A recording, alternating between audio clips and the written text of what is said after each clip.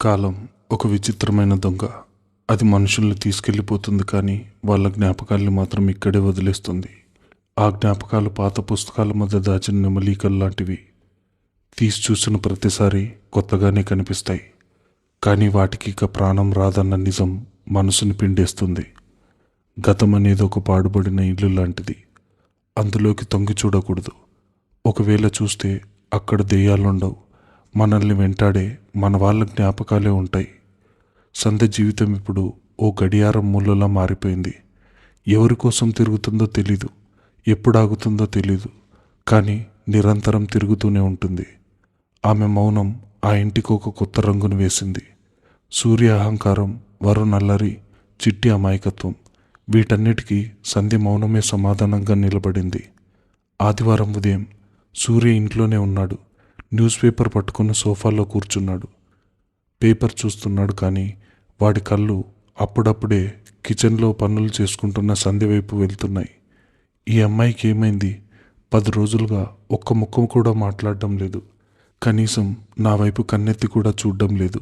తలకు తగిలిన గాయం వల్ల నాలుక కూడా కొట్టేసుకుందా ఏంటి అని మనసులో అనుకున్నాడు. వాడికి ఆమె మౌనం ఓ రకమైన అశాంతిని కలిగిస్తోంది. తను కోప్పడితే భయపడే మనిషి ఇప్పుడు తను ఉన్నాడా లేదా అన్నట్టుగా ప్రవర్తించడం వాడి అహంకారాన్ని దెబ్బతీస్తుంది. సంధ్య కాఫీ కప్పు తీసుకొచ్చి టేబుల్ మీద పెట్టి మళ్ళీ వెనక్కి తిరగబోయింది. సంధ్య పిలిచాడు సూర్య. ఆమె ఆగింది, కానీ వెనక్కి తిరగలేదు. ఇంట్లో ఏమైనా సరుకులు కావాలా అడిగాడో రకమైన బెట్టుతో. సంధ్య టేబుల్ మీద ఉన్న ఒక చిన్న ప్యాడ్, పెన్ తీసుకుని అందులో రాసి వాడికిచ్చింది. ఆ పేపర్లో పప్పులు, నూనెలు, పిల్లలకి హార్లిక్స్, మీకు షేవింగ్ క్రీమ్ అన్నీ రాసింది. సూర్య ఆ పేపర్ చూసి షాక్ అయ్యాడు. మాట రావడం లేదా నీకు? ఏంటి పేపర్ నాటకాలు అని గట్టిగా అరిచాడు. సంధ్య కళ్ళల్లో ఎలాంటి చలనం లేదు. తను చెప్పాల్సింది చెప్పేసింది. ఇక వాడి అరుపులకు సమాధానం చెప్పాల్సిన అవసరం లేనట్టుగా సైలెంట్గా పైకి వెళ్ళిపోయింది. సూర్య ఆ పేపర్ని కోపంగా నలిపేసి పక్కన పడేశాడు. సంధ్య మీదున్న స్టోర్ రూమ్లోకి అడుగుపెట్టింది. ఆ ఇంట్లో ఆమెకి ఇప్పుడు ఒకటే పని. ఎక్కడ అపరిశుభ్రత ఉంటే అక్కడ శుభ్రం చేయడం. తన మనసులో ఉన్న చెత్తను క్లీన్ చేసుకోలేక ఆ ఇంటిని క్లీన్ చేస్తూ కాలం గడుపుతుంది. స్టోర్ రూమ్ తలుపు తీయగానే ఓ రకమైన పాత వాసన. పాత వస్తువులకి వాసన ఉంటుంది కదా, బహుశా ఉంటుంది. అది వదిలేసిన జీవితాల వాసన, మర్చిపోయిన మనసుల వాసన. గది నిండా బూజు పట్టుంది. పాత కుర్చీలు, వాడని సూట్ కేసులు, పిల్లల పాత సైకిళ్ళు అన్నీ మూలన పడున్నాయి. సంధ్య చీపూరు తీసుకుని నెమ్మదిగా దుమ్ము దులపడం మొదలుపెట్టింది. కిటికీలోంచి పడుతున్న సన్నటి సూర్యకిరణాల్లో ఆ గదిలో రేగుతున్న దుమ్ము కణాలు ఓ చిన్న నాట్యం చేస్తున్నట్టుగా కనిపించాయి. సంధ్య కళ్ళు ఆ గది మూలనున్న ఓ పాత చెక్క పెట్టె మీద పడ్డాయి. అది మామూలు పెట్టె కాదు, తన అక్క శృతి వాడిన పాత పెట్టె. పెళ్లికి ముందు ఆమె బట్టలు, వస్తువులు పెట్టుకున్న పెట్టది. శృతి చనిపోయాక ఆమె వస్తువులన్నీ సూర్య ఒక బీరువాలో పెట్టి తాళం వేశాడు. కానీ బహుశా ఈ పాత పెట్టెను ఎవరూ గమనించలేదు కాబట్టి అది ఇక్కడే ఉండిపోయిందేమో. సంధ్య అడుగులు వాటంతటవే ఆ పెట్టె దగ్గరికి వెళ్ళాయి. ఆ పెట్టె మీద దట్టంగా దుమ్ము పట్టి ఉంది. సంధ్య తన చీర కొంగుతో ఆ దుమ్ము తుడిచింది. అది తుడుస్తున్న కొద్దీ అందులోంచి నెమ్మదిగా కర్పూరం, పాత గంధపు చెక్కల వాసన వస్తుంది. ఆ వాసన చూడగానే సంధ్య కళ్ళల్లో ఒక్కసారిగా నీళ్లు తిరిగాయి. అక్క అనే ఆమె పెదాలు మెల్లగా కదిలాయి. ఇన్ని రోజులు తన యంత్రం లాంటి జీవితంలో మొదటిసారి ఓ మానవ స్పర్శ, ఓ భావోద్వేగం ఆమెను తాకింది. పెట్టెకి తాళం లేదు, ఓ చిన్న గడియ మాత్రమే వేసింది. సంధ్యకి సూర్యన్న మాటలు గుర్తొచ్చాయి. నా భార్య వస్తువులు ముట్టుకునే హక్కు నీకు లేదు. సంధ్య చేయి వెనక్కి లాక్కుంది. వద్దు, ఈ ఇంట్లో ప్రతి వస్తువు మీద సూర్యకి మాత్రమే హక్కుంది. నేను దేన్ని ముట్టుకోకూడదు అనుకుంది. కానీ అది సూర్య భార్య పెట్టె కాదు, తన సొంత అక్క పెట్టె. తనకు అమ్మలాంటి అక్క. ఇద్దరూ ఒకే కంచంలో తిని ఒకే మంచం మీద పడుకొని పెరిగారు. సూర్య జీవితంలోకి శృతి రాకముందే సంధ్య జీవితంలో శృతి ఉంది. ఆ చనువుతో సంధ్య నెమ్మదిగా ఆ పెట్టె గెడే తీసింది. కొన్ని పెట్టెలు తెరిస్తే వస్తువులు బయటపడతాయి, కానీ కొన్ని పెట్టెలు తెరిస్తే జీవితాలు బయటపడతాయి. పెట్టె పైకి తీసింది సంధ్య. అందులో అంతా సర్దిపెట్టి ఉన్నాయి. శృతి పెళ్లికి ముందు వాడిన లంగా ఓణీలు, కొన్ని పాత ఆడియో క్యాసెట్లు, ఒక ఎండిపోయిన గులాబీ పువ్వు, కాలేజీ రోజుల నాటి ఆటోగ్రాఫ్ బుక్. ఆ వస్తువులు చూస్తుంటే సంధ్యకి తన బాల్యం గుర్తొచ్చింది. అక్కతో కలిసి అల్లరి చేసిన రోజులు కళ్ళ ముందు మెదిలాయి. అందులో ఓ పాత ఫోటో ఆల్బమ్ ఉంది. తీసి చూసింది. సంధ్య, శృతి, సూర్య ముగ్గురు కలిసి దిగిన చిన్ననాటి ఫోటోలు. అందులో సూర్య భుజం మీద చేయి వేసి నవ్వుతున్న తన ముఖాన్ని సంధ్య చూసుకుంది. ఆ నవ్వు ఎంత నిజమైనది, ఇప్పుడు అద్దంలో కనిపిస్తున్న ఈ ముఖం ఎంత అబద్ధమైనది అనుకుంది. ఆ ఫోటో ఆల్బమ్ కింద ఓ బ్రౌన్ కలర్ లెదర్ బైండింగ్ ఉన్న ఓ పాత పుస్తకం ఆమె కంటపడింది. దాన్ని నెమ్మదిగా చేతిలోకి తీసుకుంది. దానిమీద ఎర్రటి అక్షరాలతో డైరీ అని రాస్తుంది. శృతికి డైరీ రాసే అలవాటు ఉందన్న విషయం సంధ్యకు తెలుసు. కానీ పెళ్ళైన తర్వాత ఆమె డైరీ రాయడం మానేసిందని సంధ్య అనుకుంది. ఆ పుస్తకంపై అట్టను నెమ్మదిగా తెరిచింది సంధ్య. మొదటి పేజీ అందమైన రాతతో ఇలా ఉంది: నా మౌనానికి అక్షర రూపం, నా కన్నీళ్ళకి ఆఖరి చిరునామా, శృతి.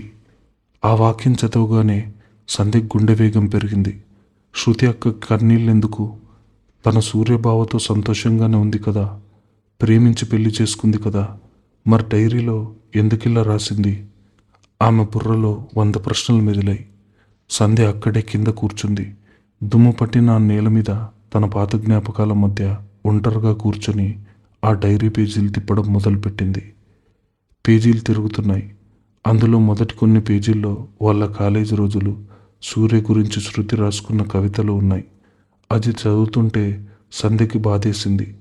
బావంటే అక్కకి ఎంత పిచ్చో కదా, అందుకే అంత స్వార్థంగా నా నుంచి భావన లాగేసుకుంది అని సంధ్య మనసులో ఓ చిన్న కోపం కూడా వచ్చింది. చిన్నప్పటి నుంచి సూర్యంటే సంధ్యకే ఇష్టం. పెద్దయ్యాక నేను భావన పెళ్లి చేసుకుంటాను అని అందరి ముందు చెప్పేది. సూర్య కూడా సంధ్యను ఆట పట్టిస్తూ తిరిగేవాడు. కానీ వాళ్ళు పెద్దయ్యాక శృతి సూర్యకు దగ్గరయ్యాడు. ఇద్దరు ప్రేమించుకున్నారు. పెద్దల్ని ఎదిరించి పెళ్లి కూడా చేసుకున్నారు. ఆ సమయంలో సంధ్య తన ప్రేమను, తన ప్రాణాన్ని గుండెల్లోనే పాతిపెట్టుకుని అక్క సంతోషం కోసం చిరునవ్వుతో నిలబడింది. ఆ పాత గాయాలు ఇప్పుడు మళ్ళీ రక్తం కారడం మొదలుపెట్టాయి. ఆ డైరీ చూస్తుంటే నాకెందుకు ఇవన్నీ, జరిగిన దాన్ని తవ్వి చూసుకుంటే వచ్చేది బూడిదే తప్ప అగ్ని కాదు, దీన్ని ఇక్కడితో వదిలేద్దాం అనుకుని సంధ్య ఆ డైరీని మూసేసి పెట్టెలో పెట్టబోయింది. సరిగ్గా అప్పుడే డైరీలోంచి ఓ చిన్న కాగితం కింద పడింది. అది మడత పెట్టి ఉన్న ఓ ఉత్తరంలాగా ఉంది. సంధ్య దాన్ని చేతుల్లోకి తీసుకుంది. దాన్ని విప్పి చూసింది. అది శృతి రాసిన ఉత్తరమే, కానీ అది పోస్ట్ చేయలేదు. ఆ కాగితం మీద ఉన్న మొదటి వాక్యం చూడగానే సంధ్య కళ్ళు ఆశ్చర్యంతో పెద్దవయ్యాయి. ప్రాణంగా ప్రేమించే నా చెల్లి సంధ్యకు నన్ను క్షమించు. సంధ్య చేతులు వణకడం మొదలయ్యాయి. నాకు రాసిన ఉత్తరమా? నన్ను క్షమించమని అక్క ఎందుకు అడుగుతోంది? ఆ ఉత్తరంలో అక్షరాల మీద 2 కన్నీటి చుక్కలు పడి ఇంకో కొద్దిగా చెరిగిపోయి ఉంది. అంటే అక్క ఏడుస్తూ రాసిన ఉత్తరం అది. సంధ్య కళ్ళు నెమ్మదిగా అక్షరాలను చదవడం మొదలుపెట్టాయి.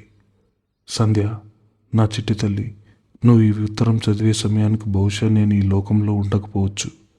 లేదా నీ కళ్ళల్లోకి చూసి ఈ నిజం చెప్పే ధైర్యం లేక ఇలా అక్షరాల్లో నా ప్రాణాన్ని వదిలేస్తున్నాను. చిన్నప్పటి నుంచి నీకు బావంటే ఎంత ప్రాణమో నాకు తెలుసు. నీ ప్రతి శ్వాసలో బావ పేరు ఎలా పలుకుతుందో నేను చూశాను. నువ్వు బావ కోసమే పుట్టావు, వాడి కోసమే బతుకుతున్నావు అని కూడా నాకు తెలుసు. మరి ఇవన్నీ తెలిసి కూడా నేను సూర్యని ఎందుకు ప్రేమించాను, ఎందుకు పెళ్లి చేసుకున్నాను, నిన్నెందుకు అంతలా మోసం చేశానని నువ్వు ఎప్పుడైనా అనుకున్నావా? సంధ్యకి శ్వాస ఆగిపోయినంత పనైంది. అవునక్క, ఎన్నో రాత్రులు ఏడ్చాను. నా ప్రాణాన్ని నా కళ్ళ ముందే లాక్కున్నావని నిన్నెన్నోసార్లు గుండెల్లోనే తిట్టుకున్నాను. ఎందుకలా చేశావు అని మనసులోనే అరుస్తోంది సంధ్య. ఉత్తరం ఇంకా సాగుతుంది. నేను స్వార్థపరాలి సంధ్య. నా చెల్లికి దక్కాల్సిన వాణ్ణి నేను దొంగిలించానని ప్రపంచం అనుకోవచ్చు. నువ్వు కూడా అలాగే అనుకుని ఉంటావు. కానీ దేవుడి మీద ఒట్టేసి చెప్తున్నాను, నేను సూర్యని ప్రేమించలేదు. బావ మీద నాకున్నది కేవలం గౌరవం మాత్రమే. కానీ నా పెళ్ళికి ఒక్కరోజు ముందు జరిగిన ఓ భయంకరమైన నిజం నన్ను సూర్యకి దగ్గరయ్యేలా చేసింది. నీ మెడలో పడాల్సిన తాళి నా మెడలో పడేలా చేసింది.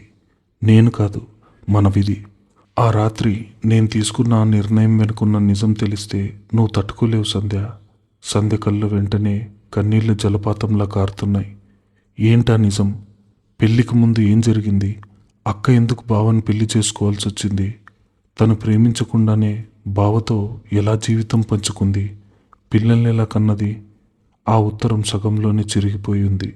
మిగతా సగం కాగితం అక్కడ లేదు. సంధ్యకు పిచ్చి పట్టిన దానిలా ఆ పెట్టెంతా వెతకడం మొదలుపెట్టింది.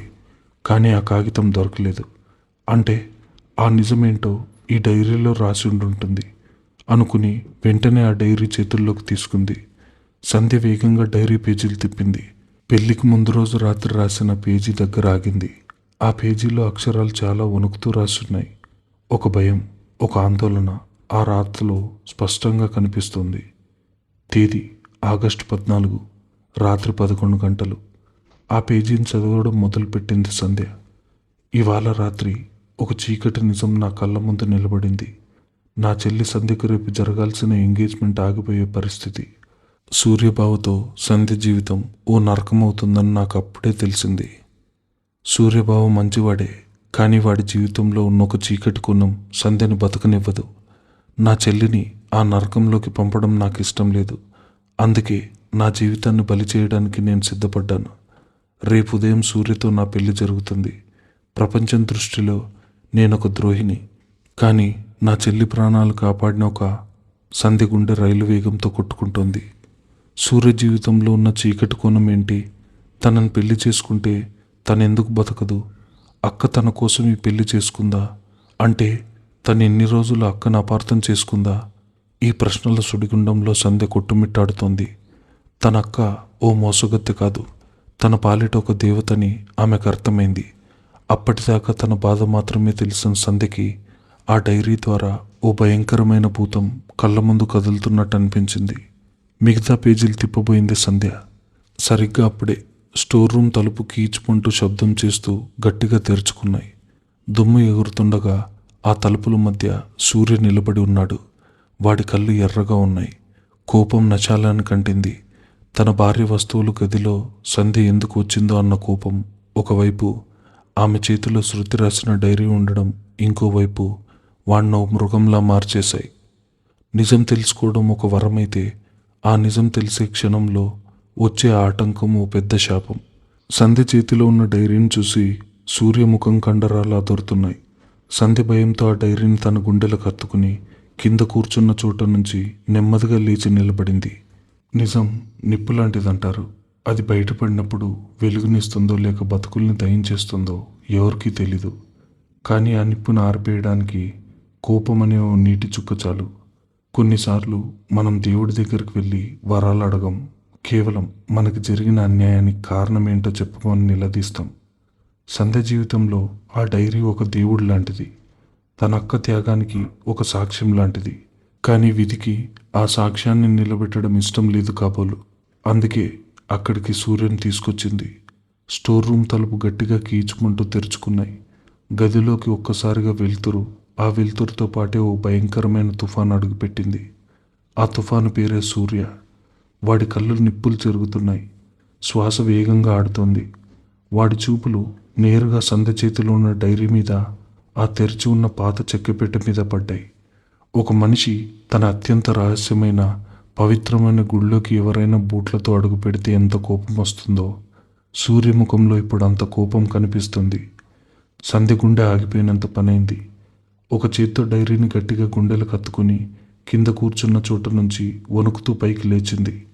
10 రోజులుగా ఆమె పాటిస్తున్న మౌనం ఇప్పుడు భయంగా మారి ఆమె గొంతుని నులిమేస్తోంది. ఆ డైరీలో ఉన్న నిజం సగం మాత్రమే చదివింది సంధ్య. తన అక్క ఒక ద్రోహి కాదు, తన పాలిట ఒక దేవతని మాత్రమే తెలిసింది.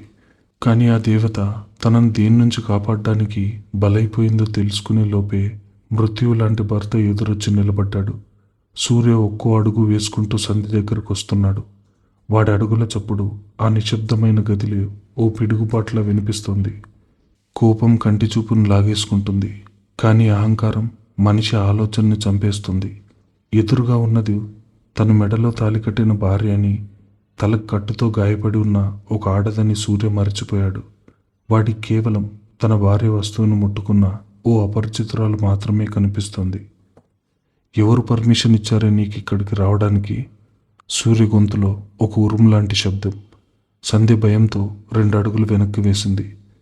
బావా, నేను అని 10 రోజుల తర్వాత మొదటిసారి గొంతు విప్పింది. సంధ్య మాటలు పూర్తి కాకముందే చల్లుమన్న శబ్దం. సూర్య కుడి చేయి గాలిని చీల్చుకుంటూ వచ్చి సంధ్య ఎడం చెంప మీద బలంగా పడింది. ఆ దెబ్బకి సంధ్య తల గిర్రన తిరిగిపోయింది. ఆమె చేతిలో ఉన్న ఆ పాత డైరీ కింద పడిపోయింది. నోట్లోంచి రక్తం ఉబ్బికొచ్చింది. అప్పటికే తలనున్న గాయం ఆ దెబ్బకు మరింత అదిరిపోయి ఆమె కళ్ళ ముందు చీకట్లు కమ్మాయి. నేల మీద పడిపోయి పక్కనే ఉన్న పాత బీరువాను పట్టుకుని నిలబడింది సంధ్య. చెవిలో ఒకటే హోరు, గుండెల్లో వేల కొద్ది సూదులు గుచ్చుకున్నంత నొప్పి. దెబ్బ తగిలింది చెంపకే అయినా పగిలింది మాత్రం ఆమె ఆత్మగౌరవం. సూర్య కళ్ళల్లో ఏమాత్రం జాలిలేదు. వాడి ఆవేశం ఇంకా చల్లారలేదు. కింద పడిన డైరీని అత్యంత వేగంగా చేతుల్లోకి తీసుకున్నాడు. అది తన భార్య శృతి రాసిన డైరీ అని వాడికి తెలుసు. అందులో తన భార్య జ్ఞాపకాలు ఉన్నాయని తెలుసు. దాన్ని సంధ్య ముట్టుకుందన్న కోపంతో వాడి నరాలు జివ్వుమంటున్నాయి. నా భార్య వస్తువులను ముట్టుకునే హక్కు నీకెవరిచ్చారు పశువా అని అరిచాడు సూర్య. నీకు నా గడప తొక్కే అర్హతను ఇచ్చాను. నా ఇంటి పనులు చేసుకునే అవకాశం ఇచ్చాను. అంత మాత్రాన నా గుండెల్లోకి, నా భార్య జ్ఞాపకాల్లోకి చొరబడతావా? ఆ స్థానం నీది కాదు, నీకెప్పటికీ రాదు. సంధ్యకి ఆ క్షణంలో తన చెంప మీద పడిన దెబ్బ కన్నా కింద పడిన డైరీ సూర్య చేతిలోకి వెళ్ళిపోయిందన్న బాధే ఎక్కువగా ఉంది. ఆ డైరీలో ఒక నిజం ఉంది. సూర్య గతం తాలూకు చీకటి కోణం ఉంది. అది సూర్య చదివితే ఏమవుతుందో, అసలు ఆ నిజం తనకు ఎప్పటికీ తెలియదేమో అన్న భయం ఆమెను ఆవహించింది. 10 రోజుల మౌనాన్ని బద్దలు కొడుతూ సంధ్య ఏడుస్తూ ముందుకొచ్చింది. బావా, నన్ను కొట్టావు, సంతోషం. నన్ను చంపేసిన నాకు బాధ లేదు. కానీ ఆ డైరీని నాకు ఇచ్చేయి బావా, ప్లీజ్. అందులో అక్క నా కోసం రాసిన ఒక నిజం ఉంది. అక్క నన్ను మోసం చేయలేదు బావా, నా కోసమే తన ప్రాణాల్ని. షటప్, గర్జించాడు సూర్య. నా భార్య గురించి నువ్వు మాట్లాడకు. తను నిన్ను మోసం చేసిందని నువ్వు అనుకుంటున్నావు. అందుకే ఈ డైరీని చదివి అందులో ఏదో ఒకటి వెతికి దాన్ని అవమానించాలని చూస్తున్నావు. నా భార్య అక్షరాలు నావి, ఆమె జ్ఞాపకాలు నావి, ఆమె బాధ, సంతోషం అన్నీ నావి. వాటిని ముట్టుకునే హక్కు కానీ చదివే అర్హత కానీ ఈ ప్రపంచంలో ఎవరికీ లేదు. నీకు అసలే లేదు. సంధ్య 2 చేతులు జోడించి దండం పెట్టింది. కన్నీళ్లు ఆమె బుగ్గల మీద జారుతున్నాయి. లేదు బావా, అందులో నా గురించింది. అక్క ఏడుస్తూ నా కోసం ఒక ఉత్తరం రాసింది బావా. పెళ్లికి ముందు రోజు రాత్రి తను ఎందుకు నిన్ను పెళ్లి చేసుకుందో రాసింది. దయచేసి దాన్ని నన్ను చదవనివ్వు బావా. నా అక్క మనసు నాకు ఇప్పుడే అర్థమైంది. ఆ అక్షరాల్లో నా అక్క బతికుంది బావా, ప్లీజ్ దాన్ని నాకు ఇచ్చేయి అంటూ సూర్య కాళ్ళ మీద పడబోయింది సంధ్య. కానీ సూర్య ఆమెను కాలుతో వెనక్కి నెట్టేశాడు. డ్రామాలాడకు. తను ఎందుకు పెళ్లి చేసుకుందో నీకు తెలియాలా? నన్ను ప్రేమించింది కాబట్టి పెళ్లి చేసుకుంది. నీలాంటి అనామకురాల్ని అవసరానికి వాడుకునే వస్తువుని కాను కాబట్టి నన్ను ఎంచుకుంది. ఆ నిజం నీకు జీర్ణం కావడం లేదు కదూ. అందుకే నా భార్య జ్ఞాపకాలను తవ్వి అందులో తప్పులు వెతకాలని చూస్తున్నావు. మూర్ఖుడికి నిజం చెప్పడం, చెవిటివాడికి శంఖమూదడం రెండూ ఒకటే. సూర్య అహంకారం ఎంత దట్టంగా ఉందంటే సంధ్య కన్నీళ్లలో ఉన్న నిజం వాడికి కనిపించడం లేదు. వాడికి కేవలం తన భార్య జ్ఞాపకాలు అపవిత్రమైపోయాయన్న భ్రమ మాత్రమే ఉంది. సూర్య తన ప్యాంట్ జేబులోంచి సిగరెట్ లైటర్ తీశాడు. సంధ్య ఆ లైటర్ చూడగానే భయంతో వణికిపోయింది. ఆమె గుండె ఆగిపోయినంత పనైంది. బావా వద్దు, ఏం చేస్తున్నావు అంటూ అరుస్తూ ముందు కురికింది. సూర్య ఒక చేత్తో సంధ్యను గట్టిగా పక్కకి నెట్టేసి ఇంకో చేత్తో ఆ డైరీని పట్టుకున్నాడు. నా భార్య మాటలు నావి మాత్రమే. ఆమె అక్షరాలు నా గుండెల్లో భద్రంగా ఉంటాయి. కానీ ఆ అక్షరాలను వేరొకరు చదివి అపవిత్రం చేయాలని చూస్తే ఆ అక్షరాలని అగ్నికి ఆహుతి చేస్తాను తప్ప ఇంకొకరు కంటికి కూడా చిక్కనివ్వను. సూర్య లైటర్ ఆన్ చేశాడు. చిన్న మంట. ఆ డైరీ అంచుకు ఆ మంటను తగిలించాడు. పాత కాగితాలు కదా. క్షణాల్లో ఆ మంటలు డైరీ మొత్తాన్ని అంటుకుంది. బావా వద్దు, అక్క ప్రాణం బావా అది, నా అక్క నిజం బావా అది అంటూ సంధ్య కుక్కపెట్టి ఏడుస్తూ సూర్య చేతుల్లోంచి ఆ డైరీ లాక్కోవడానికి ప్రయత్నించింది. మంటలు పడుతున్నా సరే తన చేతుల్లో ఆ మంటలను ఆర్పడానికి ప్రయత్నించింది. సూర్య అత్యంత బలంగా ఆమెను పట్టుకొని లాగి ఆ స్టోర్ రూమ్ బయటకు విసిరేశాడు. సంధ్య ఆ గది బయట ఉన్న మెట్ల దగ్గర పడిపోయింది. మంటల్లో కాలిపోతున్న ఆ డైరీ సూర్య అలాగే చూస్తున్నాడు. అందులో ఉన్న పెళ్లికి ముందు రోజు రాసిన పేజీలు, సంధ్య గురించి శృతి రాసిన ఉత్తరం, సూర్యకున్న ఆ చీకటి నిజం అన్నీ ఆ అగ్నికలికల్లో కాలిపోయి బూడిదగా మారుతున్నాయి. నల్లటి పొగ ఆ గదిని ఆవరించింది.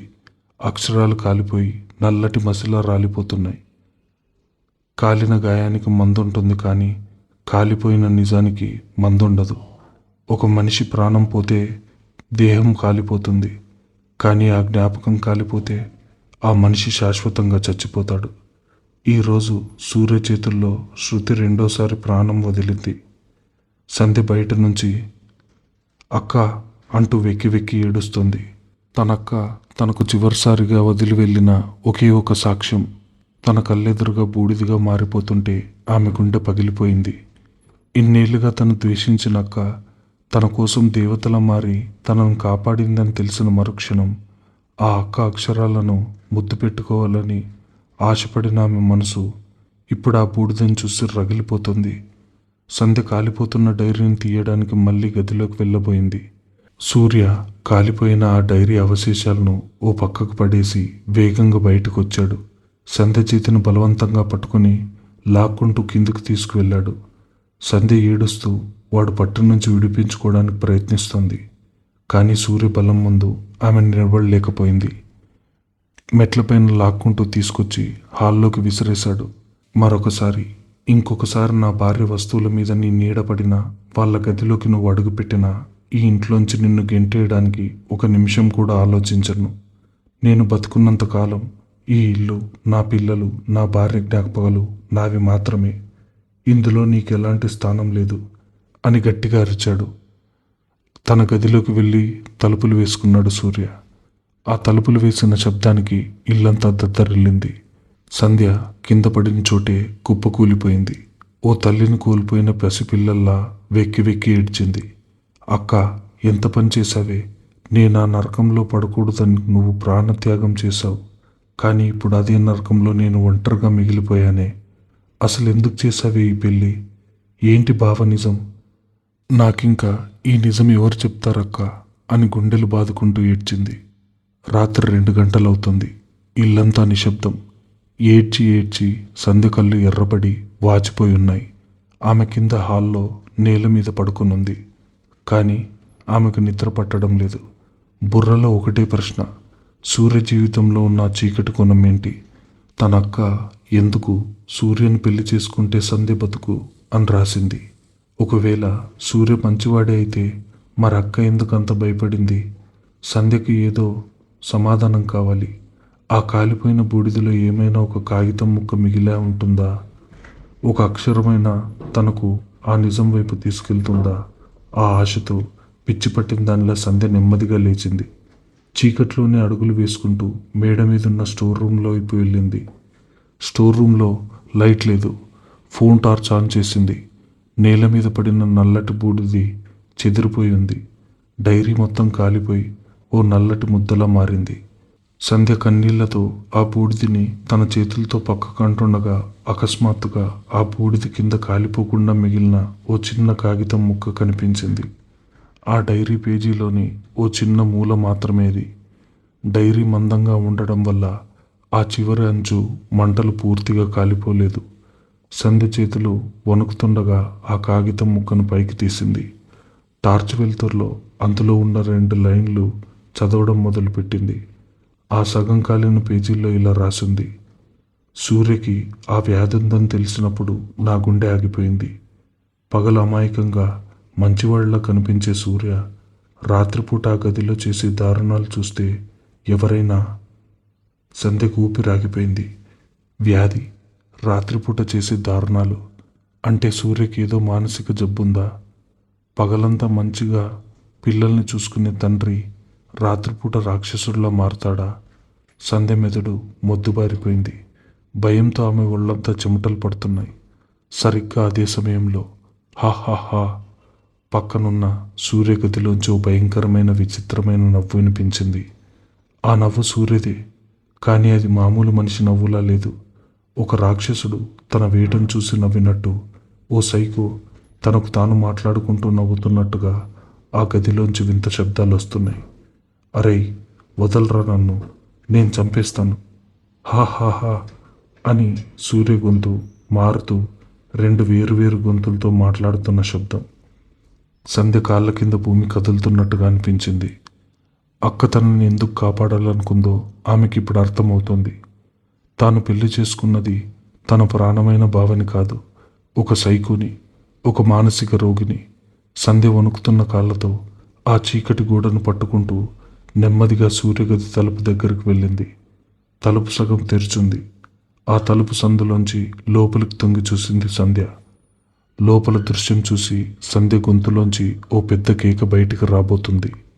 కానీ ఆమె తన చేతిని అడ్డు పెట్టుకుని ఆ కేకను గొంతులోనే ఆపేసింది. ఆమె కళ్ళు భయంతో విప్పర్లాయి. ఆ గదిలో సూర్య చేస్తున్న పని చూస్తే ఆమె గుండె ఆ క్షణం ఆగిపోయినంత పనైంది. తలుపు సందుల్లోంచి సంధ్య ఏం చూసింది? పగలు మంచి తండ్రిగా ఉన్న సూర్య రాత్రిపూట చేస్తున్న భయంకరమైన పనేంటి? శృతి ప్రాణాలు తీసిన ఆ చీకటి వ్యాధేంటి? కథ ఇప్పుడు ఒక ఊహించిన మలుపు తిరగబోతుంది. తర్వాత ఏం జరగబోతుందో నెక్స్ట్ పార్ట్లో తెలుసుకుందాం. అంతవరకు ఈ ఛానల్ని సబ్స్క్రైబ్ చేసుకోండి.